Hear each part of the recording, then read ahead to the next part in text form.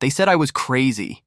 Crazy about a tiny stream that ran through my backyard way longer than any of us had been alive. Now, as their fancy houses built on pride and bad dirt are falling into the mess they created, I can't help but think about what being crazy really means. If you've ever dealt with your HOA acting like bullies and wondered if you need to be nuts to have power, you'll understand this story. My land was old. It was there before the show-off neighborhood called Cedar. Grove Estates HOA grew up like a nasty weed. Hidden behind my garden, a small creek I called Cedar Brook wiggled along. It was barely 3 feet wide but full of life. Green plants stuck to its sides, soft moss covered its rocks, and droopy willow trees drank from it with their roots giving the place its name. Frogs sang to me on summer nights, like a song about never giving up. I'd spent years taking care of it, pulling weeds with my hands and making sure the water could flow freely. It was like the heartbeat of my little world, a quiet song about how awesome nature can be without showing off. Then came Claudia Vaughn, the brand new HOA president. She was a woman who seemed to love herself way too much and had a voice that could make honey taste sour. Her huge house, one of those ugly beige monsters that took over what used to be a peaceful field, sat right across from my place. Our first fight happened on a cool Saturday while I was trimming roses by the creek. Claudia, with a nervous guy named Roger, the HOA secretary, came stomping across my grass like she owned it. She wore a bright yellow banner that said, HOA President, Making It Happen, which looked ridiculous over her tennis outfit. Mr. Carter, I think, she snapped, skipping any nice hellos. I nodded. The Cedar Grove Estates Board, she said, pointing at the beige houses behind her, has decided your ditch is ugly and dangerous for water drainage. I blinked, looked at my creek, then back at her. This ditch, Madame President, is Cedar Brook, a real stream that's been here way longer than your houses. It's on my land. Claudia waved her hand at me, a move I'd learned to hate. Details, Mr. Carter. It's ugly, probably has bugs, and makes our house prices go down. We're planning a real water thing that looks good and matches everything. Your little trickle doesn't fit. I explained how it helped the environment, how it handled storm water and my legal rights to fix it, backed up by my house papers. Roger wiggled around with his clipboard, but Claudia didn't care. She stood there like a statue of smugness. HOA rules beat old house papers, she announced like she was reading from the Bible. We expect you to fix this or let our beautifying team take over. I asked what fixing a natural creek meant. Her smile was cold and mean. Pipes, maybe, or rocks to fill it in. We need to control the water. It belongs to everyone, not some backyard hoarder. That was my first clue I wasn't dealing with reasonable people, but with people on a mission for control disguised as making things better. My neighbor, old Mr. Hawthorne, a retired land surveyor, had warned me about the new HOA board. Power-hungry troublemakers, he'd grumbled. Think they're running a kingdom, not a neighborhood. His words were right. A week later, their official letter arrived. A long, confusing demand that I stop the unmanaged water flow and submit a dossier. Plan to make my creek match their water science and beauty standards. It was insane. My friend Lisa, who works with lawyers, laughed until she coughed. This is HOA craziness, Tom. They can't force you to wreck a stream because it bugs them. She helped me write back, mentioning my property rights and state laws, about waterways, asking them to tell me exactly which rule gave them power over my land. Sent by special mail, it was my first move in creating proof on paper. Their answer, written by Claudia with Roger's shaky signature, accused me of being anti-community and threatened to fine me. I fought back harder, taking pictures of the creek, every day, putting up a trail camera for animals and trespassers, and digging through county records. Mr. Hawthorne helped me find a 1950s survey showing Cedar Brook as an important drainage path that existed decades before the HOA.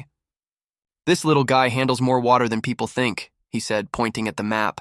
Mess with it and they'll be sorry. Claudia's HOA started beautifying near my fence, planting water-hungry decorative bushes that reached toward my creek's water. Then came their first attack, a foot-high dirt wall, 10 feet long, shoved against my fence where the creek left my land, backing water up onto my property. It was petty sabotage. My trail camera caught Claudia, banner and all, telling landscapers to pile up the dirt. Mad as heck, I called Lisa. "This is trespassing," she said. "Send a cease and desist letter demanding they remove it and warn about damages." The letter went out with photos attached. Claudia's nasty reply came days later by my mailbox. "That dirt pile is a temporary redirect for community improvement," she sneered. "You should thank us for managing your runoff." I mentioned property, lines and flood risks. She laughed. "Flooding from your sad little ditch? Our engineers know better." Engineers? I never saw one. A local newspaper praised the HOA's modern water management, quoting Claudia's vision for a better landscape. The irony was killing me. Her dirt wall stayed, causing soggy spots in my garden after rain. I documented everything while neighbors whispered about Claudia's bullying, high fees, petty rules, and mean behavior. My creek was just one battle in her quest to control everything. Then came their big, stupid project, the Cedar Grove Cascades, a man-made water feature with ponds and channels ending in a big pond uphill from my land across a natural ridge. Their brochures bragged about a harmonious water science loop, but rumors spread about where the water would come from. Mr. Hawthorne chuckled. "Claudia thinks she can dig a ditch and all the rain, including your creek, will obey her." They hired a basic construction crew, not water scientists, and started carving a deep, steep-sided channel through clay dirt that gets slippery when wet. I researched water science, then paid Dr. Larson, a retired rock scientist, to look at their plans. He called them reckless. The clay slopes would wash away without support, and the pond couldn't handle all the watershed's runoff. Houses near the channel, built on loose dirt, risked foundation damage. His report was a harsh warning. Sent it to Claudia, begging for a ground and rock review. Roger's reply was short and rude. Their contractors were experienced and the matter was closed. They ignored Larson's predictions, digging deeper, adding flimsy bridges and boulders. Claudia, banner fluttering, directed like a dictator, claiming their innovative system would solve drainage, a dig at my creek. The dry summer made them bold. The cascades took shape without falling apart right away, feeding Claudia's arrogance. They held a show-off ceremony for their water-moving pump, celebrating with cheap champagne. I watched from my fence, Larson's report heavy in my hand. My creek, slightly choked by Claudia's dirt wall, flowed on, smaller but alive. Mr. Hawthorne warned, "That clay, when it gets wet after being dry, it'll move." Fall brought heavy rains, a pineapple express promising days of flooding. I cleared my water pipe and, after talking with Lisa, secretly broke through Claudia's dirt wall to prevent flooding, taking pictures of my work. The HOA's dirt fences were pathetic against the coming storm. Claudia bragged online, "Our water features are ready for anything." The rain hit Friday night, a non-stop roar. By morning, Cedar Brook was a fast river contained within its banks, draining my land perfectly thanks to my dirt wall fix. The Cascades, though, were a nightmare. From the HOA's shared land, I saw a raging, muddy river where their channel used to be. Boulders were underwater, bridges smashed, clay banks collapsing into the flood. Worse, the ground near the closest homes, Claudia's friends, was soaked, with water pooling in scary ways. A crack split one lawn, getting wider as water poured in. The earth groaned. Then a terrace slid toward the rushing water, taking patios and bushes with it. A homeowner screamed, neighbors gathered, and Claudia, her soaked banner looking pathetic, yelled useless orders at overwhelmed workers. I recorded it all, not to be mean, but for the record, proof of their stupidity. Another home's driveway cracked, tilting wildly. Sirens wailed as emergency crews arrived, telling people to evacuate. Claudia tried blaming my creek to a fire captain, who ignored her. The rain lightened by afternoon, but the Cascades were now a canyon with homes teetering on its edge. One lost half its yard, its foundation showing, another cracked up and down. Utilities were cut off to avoid disaster. My land, in contrast, was fine. Cedar Brook, a model of natural efficiency. Real engineers swarmed the site, confirming Larson's warnings. Damages climbed into millions with lawsuits coming.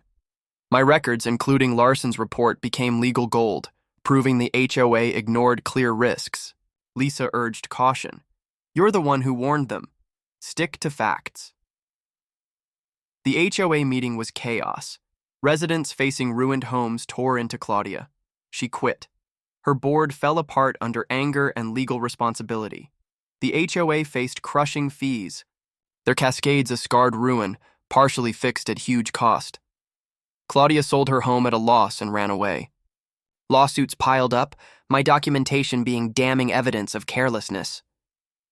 Cedar Brook flowed freely, its dirt wall gone, wildlife returning. The whole thing started with anger, grew into determination, and ended in grim victory. Not joy, but the serious triumph of common sense over arrogance.